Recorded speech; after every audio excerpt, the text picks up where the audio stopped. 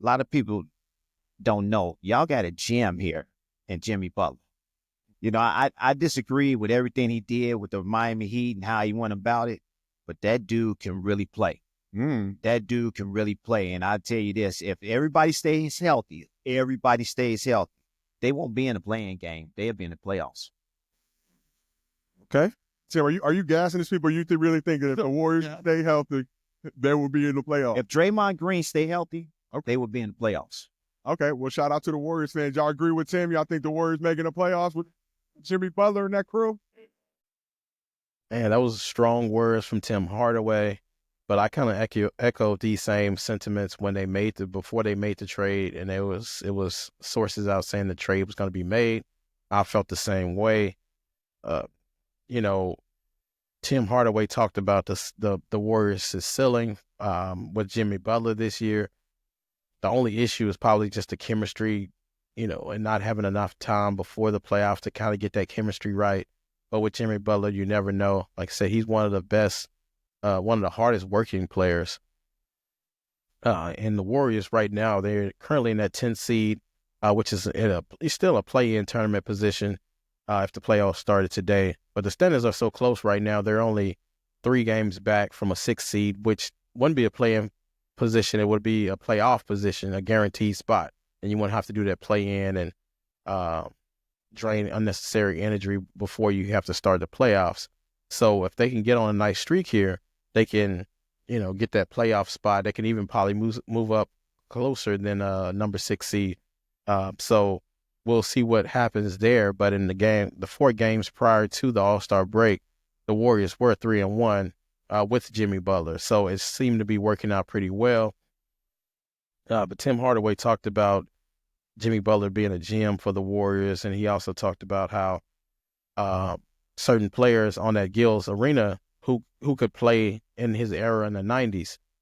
Now, Gil's Arena, of course, he talked about Gilbert being able to play, but he thought that Nick Young and Brandon couldn't, they couldn't play in that era because he thought they was too soft and, not focused enough.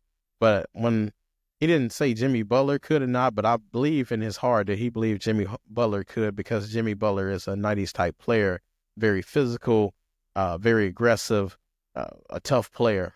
Not a lot of players existed like that. The game is more of a finesse game. It's more geared towards the European player now, and a lot of American players have emulate that European style, especially with the Euro step and all of these different things, shooting the three-pointer more and not driving to the basket, even though there's less big men.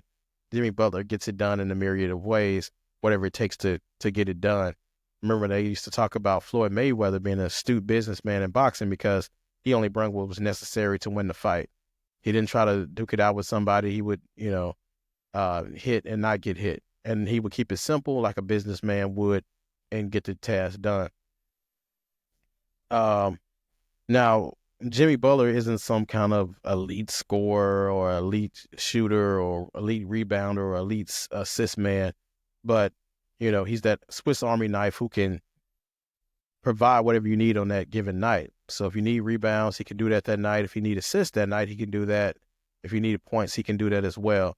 There's been amazing times in the playoffs where he got things done against all odds, especially playing like those tough Celtics teams and, even winning, getting a few games off the Lakers in the bubble off LeBron and AD at the time. He doesn't have a flashy game, so he doesn't get the credit. I think he's just due. But there's a lot to say when you get the job done, and he doesn't get a credit enough for the length, how far he got bad teams in the playoffs, whether it be those Miami Heat team full of undrafted players and second-round players. Even he was a late first-round pick. The Timberwolves, what he was able to do with that team with a lack of motivated players or players that didn't have that high motor, which I'll talk about in a little bit. But he's one of those rare players who do better in the playoffs than they do in the regular season, which there is not a lot of data on that. When you have to think about a football standpoint, like a Joe Flacco, who was very dominant in the playoffs and has one of the best playoff records of all time, or Eli Manning, who won 2 Super Bowls, but never won a regular season MVP or been close to it, and led the regular season in interceptions, but he was able to be phenomenal in the Super Bowls and beat Tom Brady twice, which no one else can say that in history in front of the championship game in the Super Bowl.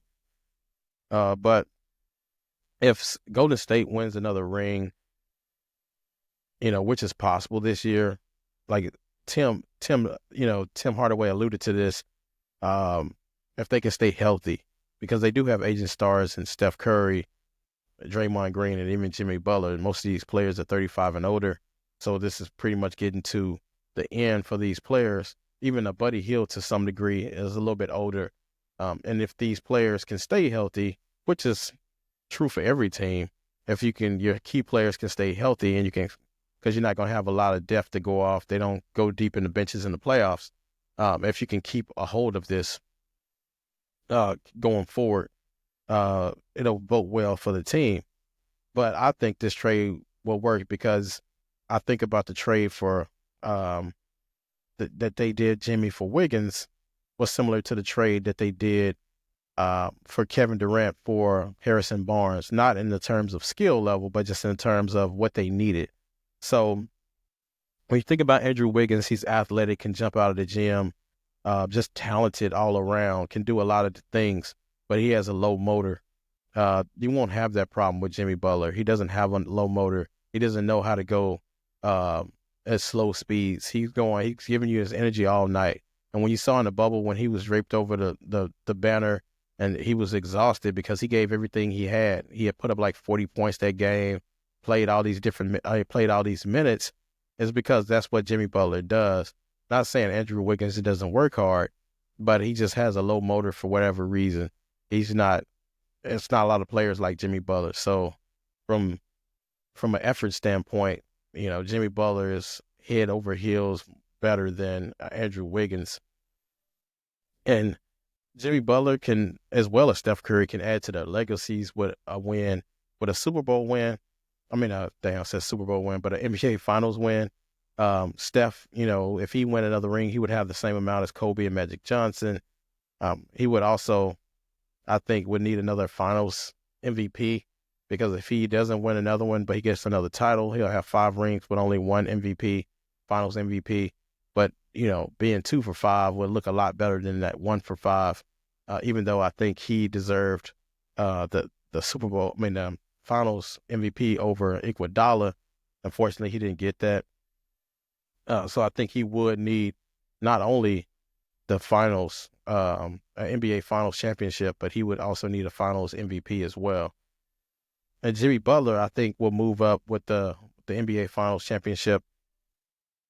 He would move up in the top player rankings, and when that top 100 players come out, he would definitely be in consideration for that. 75th, I think he was kind of close to it, but if he won a championship back then or won an MVP or something like that, I think he would have been in the running. But for Jimmy Butler's accomplishments, like I said, he doesn't do a lot in the regular season, because a lot of people believe he's saving his energy or saving most of his effort for the playoffs. Unfortunately, a lot of those top 50 and top 75s have to do a regular season. A lot of those players, it's not like they're winning a lot of championships, but they did have a lot of accolades in the regular season, whether it be Rookie of the Years, MVP, regular season MVPs, defensive player years, and things like that. But, like I said, he got a lot of teams deep in the playoffs, and he doesn't get enough credit for that, and he can impact the game in so many ways. And I do believe to some degree Tim Hardaway is right. A lot of people downplay Jimmy Butler because of the antics off the court as well. But we know when it comes to playing on the court, he doesn't have any antics. He just gets the job done. But I'll keep an eye on it, and hopefully, they can go far in the playoffs. I'm always a fan of Steph Curry, definitely a fan of Jimmy Butler. But I'll keep an eye on it. Until next time, see you next time.